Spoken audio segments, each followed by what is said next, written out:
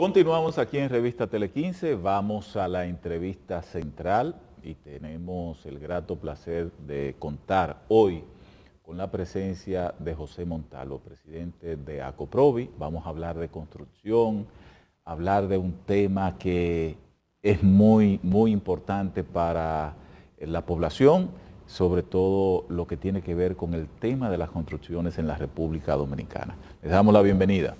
Buenos días, Jorge Montalvo. Muchas gracias, muy Jorge, buenos días. tengo José Montalvo. Jorge. Jorge. Bueno, porque tengo José. Muy buenos días y gracias a ustedes por la invitación. No, y le agradezco que haya venido tempranito Así es. a traernos orientación sobre lo que tiene que ver con el tema construcción, que es lo que pasa en la República Dominicana. Bueno, pues nada, empezar por decir que el sector construcción siempre ha sido uno de los de mayor crecimiento y el impacto que tiene en nuestra economía siempre es importante, siempre está entre los dos primeros, y esa no fue la diferencia del año pasado, el 2021, cuando el sector creció 23.4% según los datos de Banco Central. O sea que, y es muy importante por la capacidad de derrame que tiene el sector con relación a otros segmentos de la economía. Ya a partir de este año, pues han cambiado un poco las condiciones. Ustedes saben que el año pasado la mayor parte del combustible de ese dinamismo tuvo que ver con tasas de interés en mínimos históricos, gracias a una política monetaria expansiva que tuvieron las autoridades del Banco Central, pero con el mismo tema de la inflación, que sí nos estuvo atacando durante todo el año, pues a final de año las autoridades monetarias tuvieron que empezar a restringir un poco el crédito, ¿no? Y ustedes han visto cómo las tasas de interés, esas restricciones se han ido haciendo periódicamente, pasando de un 4 a un 8% la tasa de referencia, pues eso ha dado como resultado que en el presente año el sector se haya ido poco a poco ralentizando o perdiendo un poco de dinamismo. Estos datos les explican, vienen por ejemplo de la misma data que publica el Banco Central. Si ustedes se fijan, la data que se publicó en el primer trimestre ponía al sector construcción en un 6%, en ese momento estaba prácticamente paralelo a lo que era el crecimiento de la economía en ese momento, pero en los reportes subsiguientes bajamos a un 4, luego bajamos a un 2, y en el reporte que se presentó apenas la semana pasada, ya estábamos en un 1.9. ¿En 1.9? 1.9. Y esto es si se ve como se ha estado presentando, que es acumulado. Cuando se ve de mes a mes, si uno lo hace interanual, de julio del 2021 contra julio del 2022, el número es menos 4%. Y es por eso que hemos estado llamando la atención sobre buscar la forma de preservar este crecimiento importante que tuvo el sector el año pasado, y esperamos que se puedan, en la medida que se vaya controlando el tema inflacionario, pues las autoridades monetarias puedan tomar, por ejemplo, medidas como la liberación del encaje para fines de vivienda nueva. Es una medida que se ha tomado en el pasado, con muy buenos resultados, y nosotros sabemos que las autoridades están monitoreando, y ya el tema inflacionario de alguna forma ha empezado a ceder, porque en los primeros meses del año eso estaba sobre un 1% mensual, y ya en el último reporte andaba por un 0.6, 0.5, o sea, ha bajado casi a la mitad. Entonces entendemos que cuando eso se mantenga consistentemente por varios meses, pues las autoridades probablemente tomen alguna medida de este tipo. Jorge, usted como presidente de ACOPROVI, en los últimos meses se ha dado una situación que tiene en incertidumbre tanto arquitectos, ingenieros, maestros constructores, vendedores de ferreterías. Aquí nosotros tuvimos la semana pasada al presidente de la Fundación Justicia y Transparencia. Él dice que los costos de materiales de construcción han aumentado a un 30%. Otros dicen, como lo son los arquitectos e ingenieros, que eso ha sido a un 100%, es decir, el doble y el triple de lo que costaban materiales de construcción para hacer, qué sé yo, un edificio, una vivienda, lo que sea. Pero a su juicio, ¿a qué se debe este aumento? Pandemia, inflación, guerra, Ucrania, Rusia, ¿Cuál es el? Mire, los datos que nosotros tenemos, inclusive vienen de la Oficina Nacional de Estadística, que es la ONE, que lleva el índice de costo de la vivienda. El índice de costo de la vivienda monitorea no solamente cómo aumentan los materiales mes por mes, sino también mano de obra y otras variables. Y ese índice indica que desde inicio de la pandemia, estamos hablando de marzo del 2020, hasta ahora ha aumentado el metro cuadrado de construcción, que no es lo mismo que materiales, ha aumentado un 40%, cerca de un 40%. Imagínense ustedes el impacto que esto tiene. Eso ahí incluye que haya materiales que se hayan disparado, ciertamente más de un 100%, y materiales tan importantes para el sector como el caso del acero, la varilla y el cemento, que probablemente se hayan disparado entre un 70%, más o menos 70% uno, 60% el otro. Yo creo que la luz al final del túnel, porque esto se debe a múltiples factores, se debe a factores, por ejemplo, durante todo el proceso, quiero decir, porque estamos haciendo un recuento de todo este tiempo. En un momento de disrupción logística, tuvimos inconvenientes con el comercio internacional, los fletes se dispararon en más de un 400%, sí. Un flete de China pasó de menos de $2,000 a $22,000. Había veces que inclusive lo que se pagaba de transporte era mayor que lo que contenía el furgón, ¿no? Entonces, por otro lado, tú tienes que la crisis en Ucrania, producto de la guerra, pues entonces disparó también materias primas y tuvimos a principios de año un movimiento de materias primas hacia la alza muy importante. Ahora, ¿cuál es la esperanza? ¿Cuál es la luz al final del túnel? Que por ejemplo en casos como el acero, la materia prima que usa la varilla, que se llama la palanquilla, ha estado descendiendo de manera consistente en los mercados internacionales. Esto aún no se ha traducido en una reducción de precio a nivel local, y es algo que nosotros esperamos que suceda tan pronto como este mes, porque hemos tenido acercamiento con el sector, el productor nacional, y también hemos tenido acercamiento con los importadores de acero, y la perspectiva es que este mes pueda haber reducciones, y ojalá que sean importantes. Sí, pero Montalvo, hay algo, por ejemplo, entendemos la parte de la importación, que lógicamente tiene un componente que además del costo del producto, tiene un costo de transporte y que eso hay que sumárselo. Pero localmente, porque el público nuestro es un público muy llano, que tenemos que darle la información de igual manera. El cemento no lo importamos, lo producimos aquí. ¿Cuánto valía una funda de cemento a enero? ¿Cuánto vale una funda de cemento hoy? Bueno, ha habido alzas importantes en el cemento. En ese periodo de tiempo, le decía, del principio de la pandemia, una funda de cemento costaba 280 pesos. A enero. A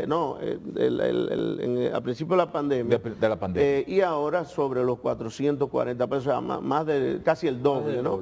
Entonces, ciertamente, ahí hay temas que hay que evaluar, hay que ver, porque como usted dice, es un tema, no es importado. No es importado. Sí hay una parte que tiene que ver, que sí se ha disparado un poco quizá, pero yo creo que los aumentos más importantes vinieron previo a eso, que es el tema del combustible que usan, que es el coque, que es un combustible especializado para el tema del cemento, pero ciertamente al final el cemento es energía, o sea, el cemento es quemar caliche, básicamente, o sea, entonces ciertamente hay factores que ahí yo creo que obedecen tal vez más a un posicionamiento a nivel regional y ese tipo de cosas, pero es otro componente que debería ceder. Igual los componentes importados, porque aparte hablábamos de la materia prima del acero, pero tú tienes que esos fletes que llegaron a costar $22,000, hoy se hacen negociaciones por $12,000. Entonces, eso tampoco se ha traducido en una rebaja de los materiales a nivel local. Y debe traducirse claramente, porque fue una de las cosas que tuvo mayor impacto en la salsa que tuvimos durante todo este proceso. O sea que yo pienso que es un momento de sensibilización a los actores, de que entiendan que si eso no se logra en una situación como la que tenemos, pues esa ralentización del sector va a continuar y eso va a ser peor para todos, ¿no? Porque se necesita un sector construcción y sobre todo construcción de vivienda, que representa más del 80% de lo que es la construcción, que sea dinámico y que se mantenga activo. Y más en un momento como el que estamos, que ustedes saben que, por ejemplo, más que en otro momento, autoridades y sector privado estamos en un mismo barco porque están los planes de vivienda social.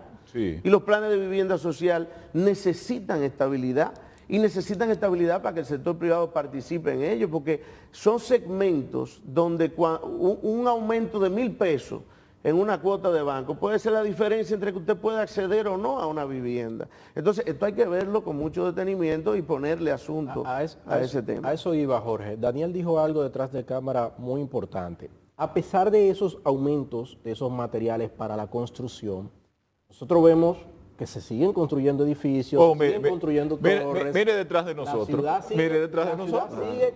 Sigue creciendo hacia arriba. En este tipo de desarrollo. Pero para una familia de clase media baja, que son las que más sufren, Claro. ¿se le hará imposible en estos tiempos construir una vivienda? Mire, hay el sector, las autoridades tienen a mano medidas que pueden ayudar a que este tema de vivienda de bajo costo, vivienda de interés social pueda seguir siendo asequible. Una de ellas es, por ejemplo, el tope de la vivienda de bajo costo. Y esta fue una de las medidas más importantes que se tomaron el año pasado. El año pasado el tope de la vivienda de bajo costo, que es lo que califica hasta dónde es una vivienda de bajo costo, se aumentó y hubo inclusive que llevarlo al Congreso. Y esta medida que nosotros habíamos estado solicitando, inclusive tuvimos la oportunidad de presentárselo al propio presidente de la República a principios del 2021, pues inmediatamente se puso en ejecución, pero eso llevó un proceso. Llevó un proceso porque pasó por el Congreso y esto finalmente se materializó para noviembre del 2021. Entonces, ¿qué sucedió? Que la inflación se tragó una gran parte de lo que fue ese ajuste que se hizo. Entonces, ¿qué nosotros hemos estado abogando últimamente? Que ese ajuste, que hay que hacerlo por ley año tras año, y tocaba un ajuste en enero, y cuando nos acercamos, por ejemplo, a las autoridades de DGI, que son los que tienen que hacer esta indexación, nos decían, bueno, pero se acaba de aumentar, ¿no? O sea, era de noviembre, y ellos ya tenían un presupuesto para los, porque eso, usted sabe que esto trae el bono ITEVI que se le da a la persona, que contribuye en casi un 10% a que la persona pueda acceder al inicial. Es una ayuda. Y es una ayuda importante. Claro. Entonces, ¿qué planteamos nosotros? Mira, ciertamente lo del presupuesto es válido, pero dejemos, por ejemplo, que los que tienen un bono aprobado de X se quede tal cual, pero que el proyecto de vivienda, el tope se pueda mover para que no se salga de la calificación de bajo costo. Porque entonces, si no, el promotor que está desarrollando tiene una camisa de fuerza, no puede hacer ningún tipo de ajuste y sencillamente el proyecto va a salir de la calificación. ¿Y qué va a traer como eso? Que muchísima gente que está accediendo a esos proyectos gracias al bono ITEVI y a otras facilidades, entonces se queden fuera. Entonces, yo pienso que hay medidas que se pueden tomar. Hacer un ajuste del tope, pero tú decir, mire, su bono se queda hasta donde usted lo tenía, porque es el presupuesto que teníamos. Y al final yo creo que eso va a contribuir a que esas personas puedan seguir accediendo a la vivienda y que esos promotores puedan seguir desarrollando estos proyectos. Y esto es lo que hay que procurar que se mantenga en este momento, la dinamización, porque nosotros ahora mismo lo que estamos viendo son proyectos que ya estaban en ejecución. Y acuérdense que un proyecto dura hasta 2 años y pico. Entonces, ¿qué es lo que no podemos y qué es lo que está viendo Banco Central y por qué arroja esa data? Porque ya empieza a haber menos movimiento, o sea, ya hay menos compra de material, se va ralentizando poco a poco. Y esto lo sienten los mismos productores nacionales. O sea, esto es lo que hay que preservar y yo creo que están las condiciones y están las herramientas para que eso sea posible. Montalvo, le voy a hacer una pregunta como si fuese un televidente, como lo haría el televidente. Yo compro en plano un apartamento, proyecto que durante el tiempo, como usted bien señala, un proyecto puede durar 2 años para terminarse y entregar, ¿verdad? Que en ese tiempo, por un tema de ahorrarme un dinerito, tener la facilidad de abonar lo más que pueda a ese proyecto para acceder a un financiamiento con el menor monto posible, porque esa es una posibilidad. Ok, vamos a suponer que mi apartamento cueste 7 millones de pesos, vamos a ponerle un monto, 7 millones. Y yo en esos 2 años, la meta que tengo es abonarle 4 millones, qué sé yo. Pero ya el apartamento al día de hoy no me vale 7. Porque usted como constructor me ha dicho, bueno, Es verdad, nosotros firmamos por 7, pero a mí se me disparó el cemento, se me disparó la varilla, se me disparó el bloque, se me disparó los materiales. Yo tengo que aumentarte un 10% a ese monto, ¿verdad? Vamos a ponerle un número, un 10% o un por ciento a ese monto para yo poder compensar. Esa es la queja de mucha gente hoy. ¿Cuál es la respuesta a esto? Mire, ahí es una realidad innegable, ¿no? El tema de los aumentos, pero ahí lo importante es que eso sea justo y que obedezca a la realidad. ¿Y cuál es la forma que tenemos actualmente de hacer eso, de que eso sea posible y que sea justo tanto para el promotor como para el adquiriente? Pues usar en nuestros contratos, si se va a establecer una cláusula de ajuste, que es muy común, que sea, por ejemplo, en base al índice de costo de la vivienda. Exacto. Es una estadística oficial que lleva un tercero, lo lleva la Oficina Nacional de Estadística, y usted como adquiriente puede monitorear eso libremente mes por mes. O sea, mes por mes. O sea, todos tienen acceso a esa página que publica mensualmente. Entonces, ahí se va monitoreando ese índice. Y entonces, como le digo, y claro, siempre estará, y eso ha sucedido mucho en situaciones, coyuntura como la que hemos tenido en los últimos 2 años, tiene que haber una empatía y una comunicación entre el promotor y el adquiriente para repartir la carga. Pero sobre todo establecer en contrato cláusulas que sean creíbles, verificables, y no sencillamente que el promotor diga, mira, tú sabes que me subió. ¿Y cómo no? Porque subió el cemento, búscalo por ahí. No, o sea, hay que tratar, no, mira, inclusive explicarlo al principio, ¿no? Mira, nosotros vamos a firmar con este índice, tú puedes monitorear eso mes por mes, y nosotros entonces al final vamos a hacer una evaluación o la vamos a ir haciendo periódicamente, cuestión de que la persona esté debidamente informado y pueda tomar las decisiones adecuadas. La decisión puede ser en un momento, mire promotor, usted sabe que yo voy a seguir pagando, pero busquemos la forma de vender ese inmueble, por ejemplo. O sea, yo sé que usted tiene otros clientes, a mí se me ha estado complicando, estoy viendo que está subiendo de manera importante, quizás podamos. Y todas esas cosas con tiempo y con comunicación y empatía de ambas partes son temas que se pueden resolver. Similar a lo que preguntó Daniel, está pasando mucho que constructoras, es decir, una persona va y compra en plano para su proyecto de vivienda 2, 3 años más adelante. Sin embargo, ese proyecto de vivienda se alarga en el tiempo, no termina en 3 años, termina en 5, 2 años más tarde. Y aparte de que termine 2 años más tarde, cuando le entregan el proyecto, no tiene las condiciones que se plasmó en el proyecto.